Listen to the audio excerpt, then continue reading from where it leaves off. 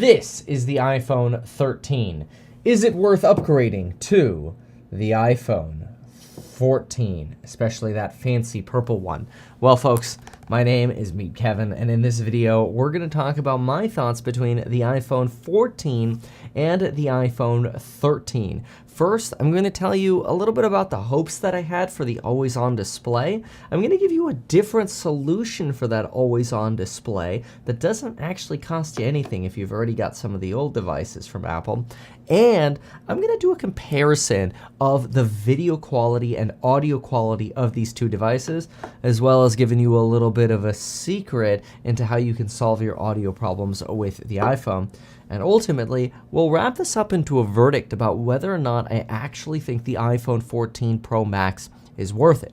Now, do keep in mind, I use both phones. One of them I use for business, one of them I use mostly for personal reasons. However, I have both of them with me almost always, and I feel the differences between the two in that I really feel almost no differences. The biggest difference that I notice between the two devices should be obvious. It is that one has a display that turns off after you stop using it. The other one just dims dark, as this one just did, and it's essentially the always-on display, where to preserve battery life, the refresh rate of this monitor declines to about 1 Hertz, which is kind of like 1 refresh per second. And you don't really get a lot of change here, whereas here you have to pick up the phone to wake it to see what time it is. Now, I think that's pretty neat. I also like that you could throw a couple little widgets in over here. Take a look, for example, here at mine. I have a little widget for the Apollo app for Reddit, and I have a couple little ticker symbols there that I like to track, including Enphase and Tesla. But I have to say, I wish I had a lot more space for widgets on that homepage. We've got plenty of room for widgets, like a very large calendar or news segments within the actual phone once we unlock the phone. But the widgets page, I have to say, a little bit disappointing on the lock screen. You don't get a lot of room for notifications. And even when you disable notifications grouping, iPhone still groups notifications. As soon as it defaults to the always-on display, look at how it collapses your notifications. This is unfortunate because I was really hoping that when I put notifications on list mode in the settings, I would actually have a list of notifications that would stay open on that always-on display. That's actually not what you get when you have the always-on display. Instead, what I've done in my home office is I've taken an iPad that I no longer use on a daily basis. I mounted it onto this little arm that clamps under the bottom of my desk and hangs over, and it just sort of holds my iPad floating so it's not taking up desk space. And here's what I did. I turned on notifications for Seeking Alpha and Twitter and some other apps, and I just turn off auto lock for the iPad, and I pull down from the notification center at the top, and I get a list of all of my notifications that just stay there, and it becomes really easy for me to scroll up and down. That's kind of the hope that I had for the always-on display on the iPhone, except it always seems to collapse once the device actually locks into these little collapsed groups, even though I have groupings off. That then makes me have to essentially unlock the phone to see the full list, and then I'm like, well, crap, then I may as well be using the old iPhone 13. So, in terms of the always-on display, had a lot of enthusiasm for what we'd be able to do with it, and since that's just software, maybe we'll be able to get some better features for that in the future. But is that always-on display really worth it? In my opinion, not worth upgrading. But what about the camera and audio quality? Well, as usual, I think it's best to let your eyes decide. Here's a recording at 4K 60 on both of the phones. On the left side, we have the iPhone 13. On the right side, we have the iPhone 14. Both of these are being held out extended while I'm riding a Segway, so it's a little bit smoother than if I were walking.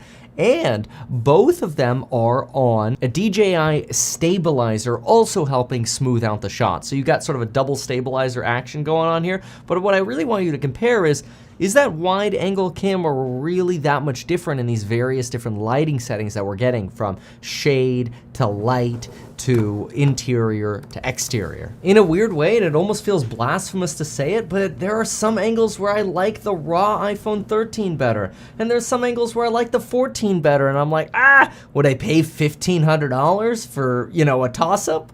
Probably not. And so I promise I was shocked when I also compared the audio of these two devices. This morning I recorded on the iPhone 14 and the iPhone 13 on the Segway to purposefully see if I can get some wind introduced to see how they would both handle it. So basically I'm holding my hand on the opposite end of where that forward-facing camera is and blocking some of that oncoming wind noise from going into the little mic input section. And I have to say, it was really hard to tell a difference, and in some cases, again, the iPhone 13 felt like it did better. Now, by no means was my test by far the most perfect, but I'm just saying, if on average everyday use, it's hard to discern the difference, is there really much worth paying an upgrade for if you're trying to get always on display, better camera, or better audio, if those are debatable benefits, and most of the other benefits you get through the software upgrade to iOS 16? In which case, I'd much rather be an advocate for you checking out this. Okay, folks, this is it. It's a pretty inexpensive Shure wired microphone, which just plugs directly into this XLR end.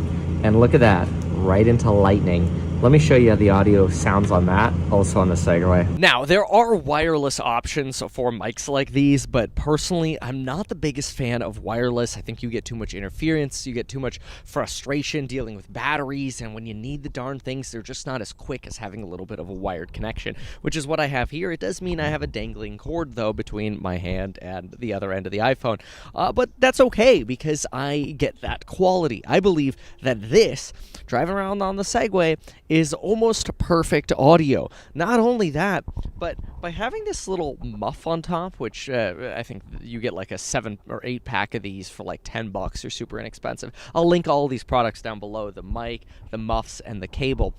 This gives you some of the most pure audio you could ever ask for from an iPhone. So now all of a sudden, I'm getting 4K 60 resolution on the iPhone 14 and that excellent quality audio.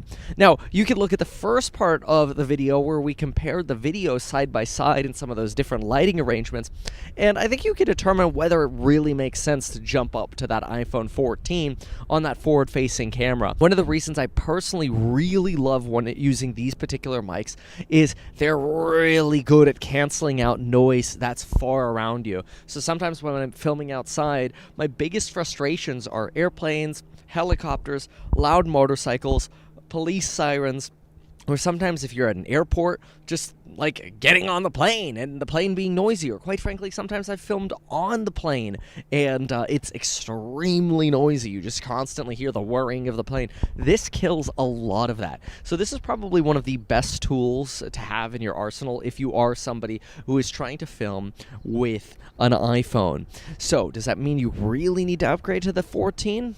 Again, TBD on what you think regarding that video quality. Having both of them, I personally don't think it's very necessary. Now, what about other features? I mean, we've got that pretty awesome wider screen now because you've got that smaller cutout up top for the camera, and you get a little bit more of a graphic kind of interactive feel when you unlock your phone, or when you play music, or when you watch a YouTube video, or when you silence your phone. You get slightly different indicators.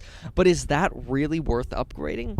Personally, on a daily basis, I use the iPhone 13 and the 14. That's because I use one mostly for personal things and one mostly for business things. And really, I use the phones almost interchangeably, with the exception of when I need to grab the camera. When I use portrait mode, forward-facing, to do thumbnails for YouTube thumbnails or whatever, I'm exclusively using the latest phone, because why not if I have both of them?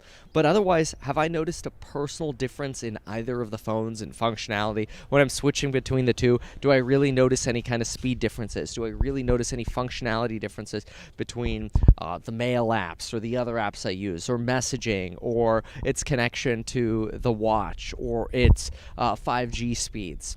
Quite frankly, no, I don't actually, as a user, notice the differences. Are they there? Probably, because we know there are differences in the tech specs. Now, to help you with that determination, something that I did do is I just switched from the iPhone 14 to the 13 within my last little segue ride here on this. And that's all just to try to help you determine, is that camera quality really a noticeable difference? Let me know in the comments what you think, and we'll see you in the next one. Thanks. Bye.